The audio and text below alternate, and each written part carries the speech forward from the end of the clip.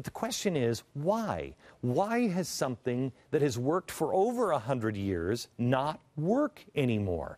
Why did it ring so true last night when Governor Christie said this? Watch. See, we're not afraid. We are not afraid. We're taking our country back because we are the great-grandchildren of the men and women who broke their backs in the name of American ingenuity, the grandchildren of the greatest generation, the sons and daughters of immigrants, the brothers and sisters of everyday heroes, the neighbors of entrepreneurs and firefighters, teachers and farmers, veterans and factory workers, and everyone in between who shows up not just on the big days or the good days, but on the bad days and the hard days, each and every day, all 365 of them. You see, we are the United States of America.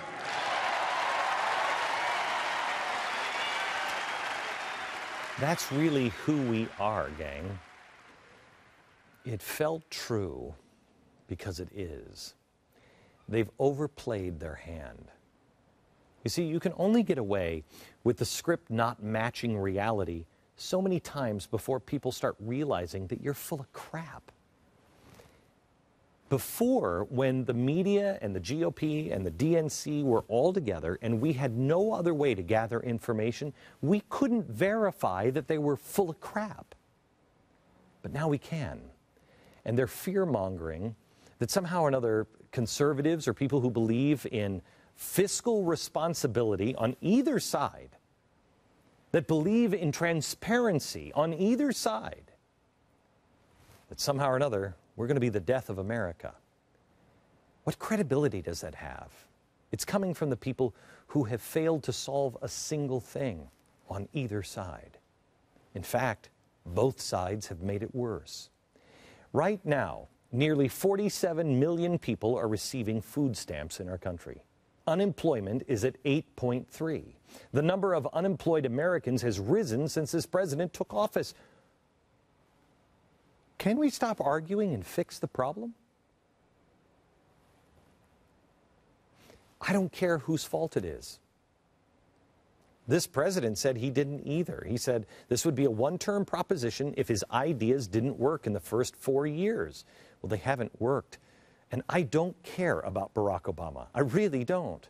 I don't care whose fault it is. I just want it fixed. We need it fixed.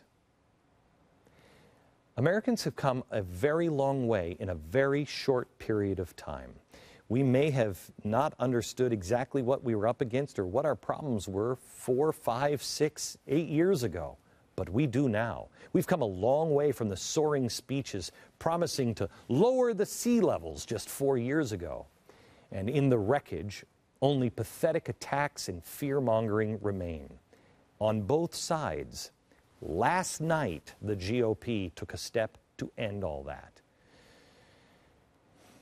And even though there is no reason to be optimistic, I mean, even the fighting inside the GOP between the Ron Paul people and the establishment GOP and that whole mess, we still have real reason to have hope for actual change.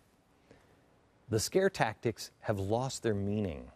And when you're not afraid, everything changes. You see, what you get and what I get, and what a few people in Washington are starting to get, and almost no one in the media centers get, is that we no longer need them. We don't need the power structure.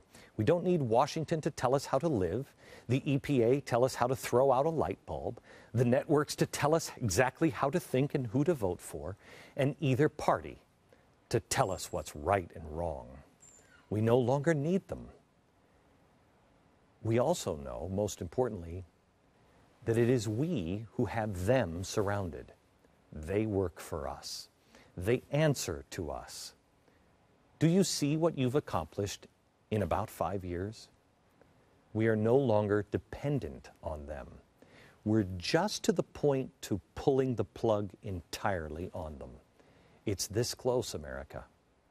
America and the entire world is this close to being, for the first time in human history, truly free.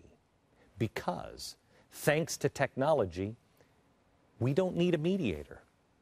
Do you remember how in the Soviet Union during the Cold War, when the wall fell, we were surprised how much we had in common with the average Russian? It was our governments that got in the way. Well, the wall fell, and we could talk to each other. Well, that's what the whole world is like now. Last night, I watched the coverage of the convention, the first time we've ever tried anything like it. And if you think it's easy to cover a convention and getting credentials to even be on the floor, even with a party that we're supposed to be in bed with, it ain't. Last night I was watching and I was thinking about what our coverage is going to be like at 2016. You just watch. But as I was watching, I really found myself not caring what the mainstream media said. What I really wanted to know is what you were saying. I wanted to know what was going viral, what was getting the hits, what people were tweeting about. But even tweets were starting to become meaningless because they've been hijacked. They're no longer real. If you understand what I'm talking about and you agree, then you understand when I say we are back on that cobblestone street with Ben Franklin. When the Constitutional Convention had wrapped up, Ben Franklin was reportedly walking home when an individual asked him, "What sort of government have you given us, Mr. Franklin?" And he replied, "A republic, if you can keep it." We are this close to being free, this close to having all of those systems collapse, but collapse in an orderly way. Egypt missed their opportunity. They were this close to newfound freedom, and they used that freedom foolishly to empower the lies of the powerful disguised as the average person on the street. They didn't see it coming. America, I think you have. They gave them power, and now those in power in Egypt are even more destructive than the last. We have been given access to this same exact freedom and the chance to become something that we really, truly have never been in at least the last 100 years. Truly free, independent, and self-sufficient. We have the beginnings again of a republic. The question is, can we keep it?